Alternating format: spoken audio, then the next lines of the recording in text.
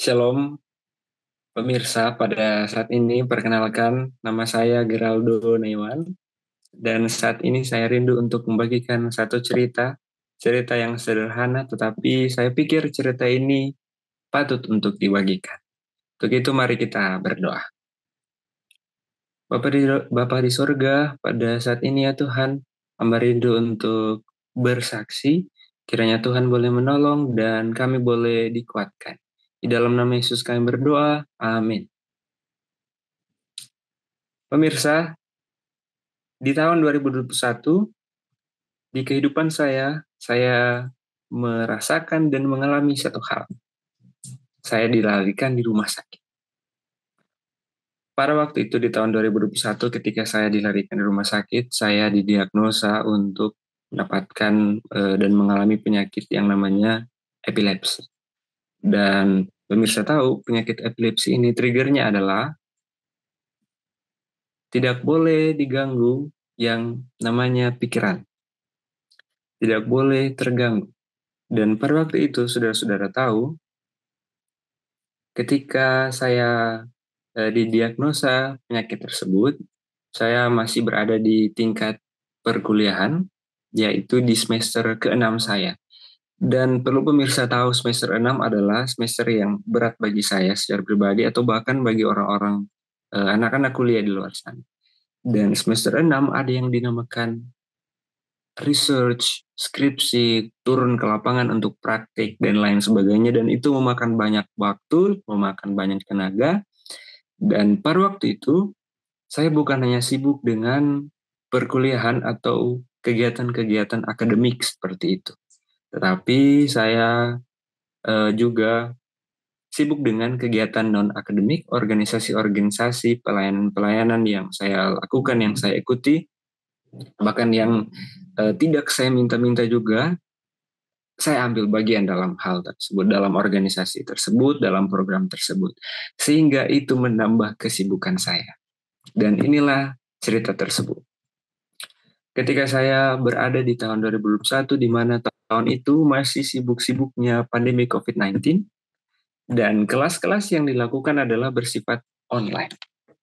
Dan kelas-kelas yang bersifat online itu memakan banyak tenaga, memakan banyak fokus ketika harus mencari signal di tempat ini, ke tempat yang itu, ketika harus menunggu jarak yang sangat sangat agak jauh ketika menunggu para dosen untuk masuk ke kelas atau bahkan gangguan-gangguan lain yang ada di perkuliahan atau di kelas online. Dan itu mengganggu sekali bagi orang-orang yang memiliki penyakit yang berada di dalam pikiran ini, dan termasuk saya.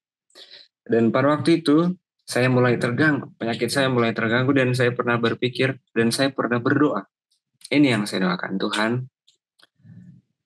kalau Tuhan mau saya selesai di perkuliahan saya, tolong tanggung jawab. Dan waktu itu saya tanya itu ke Tuhan. Saya minta Tuhan untuk tunjukkan jalan, Tuhan tolong campur tangan, banyak hal yang saya minta kepada Tuhan. Sehingga ketika tiba di titik-titik di mana saya butuh melakukan banyak hal, saya masuk di satu organisasi yang membuat banyak sekali program-program kegiatan-kegiatan rohani, pelayanan-pelayanan yang mengkuras banyak tenaga. Sehingga saya sibuk juga di kegiatan akademik, saya pun sibuk juga di kegiatan non-akademik. Singkat cerita, tiba di tahun 2022, penyakit saya rasa bukan hanya saja yang berada di pikiran, tetapi badan saya, mood saya mulai berubah, mulai banyak hal yang terjadi, yang saya pikir itu sangat mengganggu perkuliahan saya. Dan saya pikir kalau saya mau fokus kuliah, saya harus fokus kuliah. Tetapi nyatanya ada banyak pelayanan-pelayanan yang saya ikuti, ada banyak pelayanan-pelayanan yang saya buat. Sehingga itu menjadi pertanyaan ke pribadi saya, apakah ini sudah hal yang benar atau apakah ini mengganggu perkuliahan saya? Sehingga saya berpikir, Tuhan mau tanggung jawab saya sampai akhir atau bagaimana? Karena yang saya rasakan saat ini adalah susah sekali. ada banyak hal yang mengganggu pikiran saya, teman-teman saya ya. Umur 21, umur yang eh, bagi saya sudah merasa bahwa saya sudah dewasa dan notabene-nya tidak. Sehingga pikiran-pikiran yang muncul adalah pikiran-pikiran sok dewasa sehingga berusaha untuk mengambil alih yang namanya pekerjaan Tuhan. Yang sebenarnya Tuhan bisa buat itu, tapi saya masih mau gunakan kekuatan pribadi saya. Sehingga hancurlah.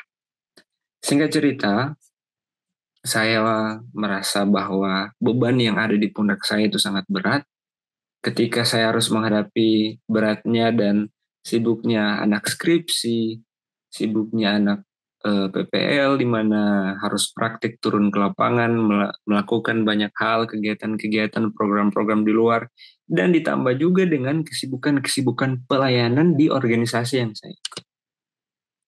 Tapi saya ingat, kalau saya sudah berkomitmen, Tuhan pasti tanggung jawab. Dan hal itu juga yang saya minta ke Tuhan. Kalau saya sibuk di pelayanan, Tuhan tolong sibuk juga di kuliah saya. Saya pernah berpikir bahwa mungkin kalau saya meninggalkan pelayanan, kalau saya meninggalkan tanggung jawab saya akan lebih bahagia, saya akan lebih bersuka cita. Tetapi nyatanya adalah pelayanan-pelayanan itu, kegiatan-kegiatan itu yang menolong saya untuk lebih dekat dengan Tuhan. Dan saya teringat lagi dengan doa yang saya minta ke Tuhan, bahwa Tuhan harus tanggung jawab saya sampai selesai. Dan apa balasan yang harus saya buat? Saya dengan pertolongan Tuhan melakukan hal-hal yang sebisa saya, yang bisa saya buat, semangat untuk berkuliah, semangat melakukan pelayanan, dan yang terpenting adalah membangun hubungan-hubungan dengan Tuhan setiap waktu. Sehingga saya tiba di jawaban doa yang Tuhan sudah rancangkan jauh sebelum saya mendoakan hal tersebut. Beberapa hari yang lalu Tuhan membuktikan pertanggungjawaban. Saya ditamatkan di universitas dan memiliki hasil yang memuaskan. Dan saya percaya dan saya yakini bahwa itu adalah salah satu bentuk pertanggungjawaban Tuhan yang pernah saya bilang di awal tadi. Pemirsa, dalam kehidupan kita secara pribadi, masing-masing memiliki yang namanya pergumulan pribadi. Memiliki jalan kehidupannya, jalan ceritanya masing-masing. Dan inilah jalan cerita yang bisa saya salurkan, yang bisa saya ceritakan.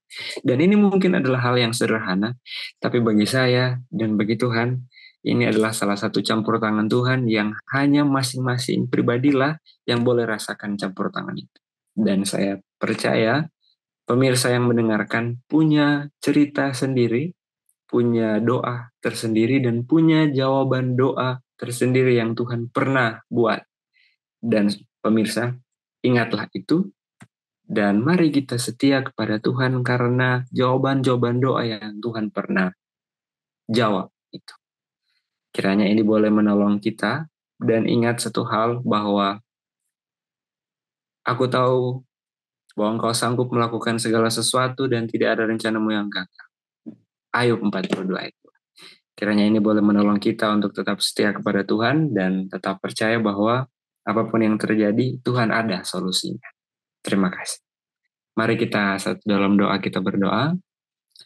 Bapa terkasih di surga, terima kasih untuk setiap kata, kalimat yang boleh diperdengarkan. Kiranya mereka yang mendengarkan boleh dikuatkan. Terima kasih Tuhan, dalam nama Yesus kami berdoa. Amin.